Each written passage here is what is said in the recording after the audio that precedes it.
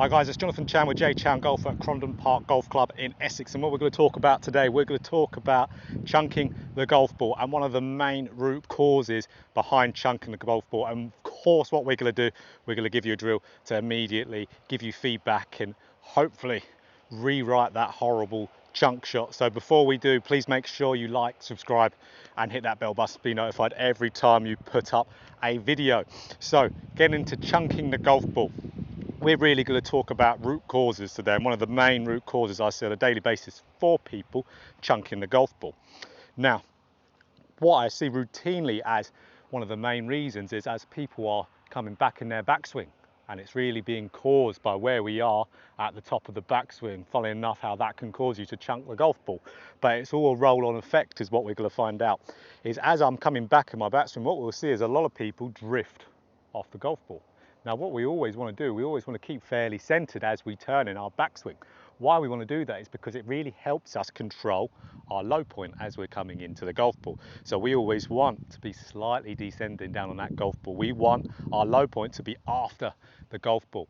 But what we're seeing with golfers who shift off the golf ball and they come off, let's say an imaginary center line, is as they're turning in the downswing, see how much room you've got to cover to be able to get back on top of that golf ball, to be descending on it. What we'll see golfers start turning in their downswing, and generally, because they're already so far behind the ball, they're going to bottom out that club early on the arc and fat that golf ball. So yeah, sure, we could do a lot of drills to be able to kind of work on a feedback for just the cause part, the actual fat shot. We can do that for sure. I've got ones on my page I'll put a link to as well.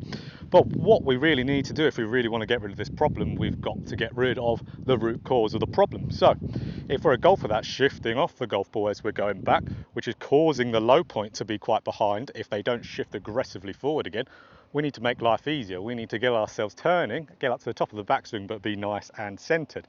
So what we ideally more want here, we want a turn as we're getting up and to be nicely on top of that golf ball. You can still see how most of my face and my head is directly over the top of that golf ball.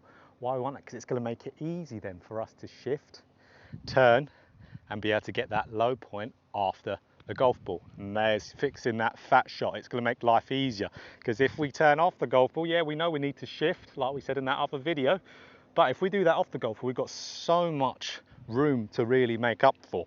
Well, we want to make life easy for ourselves. We want to make golf easier, not harder. So we want to make sure we're turning up to the top, get a nice full complete turn and stay nicely over that golf ball. To then we don't have to shift as much as before to be able to get in front of that golf ball, covering it and ultimately hitting ball then turf. So we can ultimately for sure think this, really making sure we're staying with that face pointing at that golf ball, that head staying centered, make sure we're turning rather than sliding. We could do that for sure, but of course a drill that's perfectly targeted will be way better for getting improvement and of course feedback. So let's show you that drill straight away, and it's something we've all got, so we can really make use of it really nicely for this drill to get rid of this problem. So guys, as you can see, we've set up this drill, and you can see, of course, we've all got one, we've all got a golf bag. So what I've done here, I've grabbed my driver. Now you can do this with an alignment stick as well, but I've got it jotting out the golf bag and I've got it balanced. So if I'm set up to a golf ball and put a golf ball relatively under, but on the lead side, you can see how this is very close to my head. Now what we were talking about when a golfer is moving off that golf ball, you're going to see visually, for one, you're going to get really close to that head cover. If you do it so that head cover is really close to you, you will hit that head cover with your head.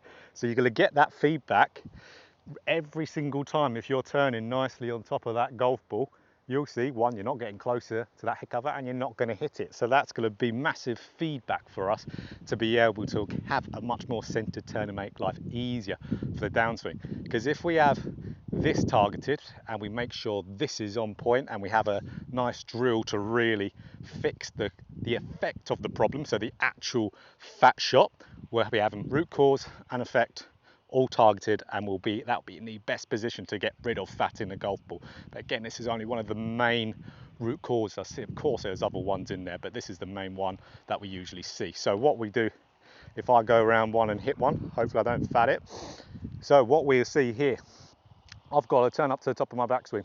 I've got to keep myself very centered in order not to hit that driver that's jotting out my bag. So if I just hit a little one there, So you see a nice compressed shot, divot after the ball. It's going to be way easier for me to repeat that from where I am at the top of the backswing. It's like I said at the beginning of the video, this is all about, funnily enough, got to get your backswing better to fix your fat shot. Fat shots at impact, but really the things that are rolling through our backswing can have a cause and effect to something that's even happened at impact. It's not uncommon to see.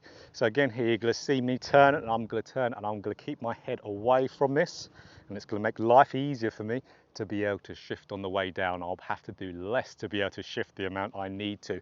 The less we can do to perform a good shot, the better. Why would we want more moving parts? So again, let me hit one. I'm staying away from this. Good, and that was a really good, nice compressed one there.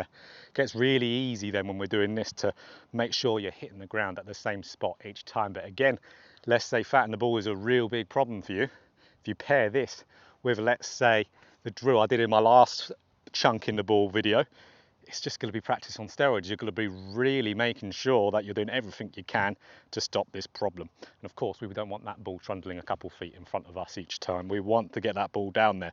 So guys, pretty easy drill to set up here.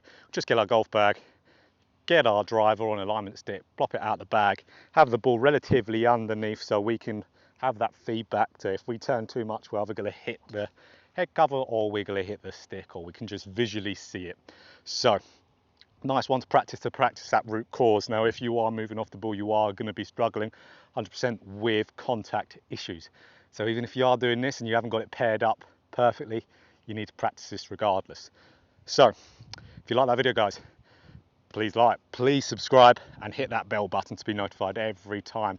So nice and simple. We like to keep it simple. Driver out there, out the bag, keep yourself nice and centered, and you'll be hitting that ball way better, way sooner.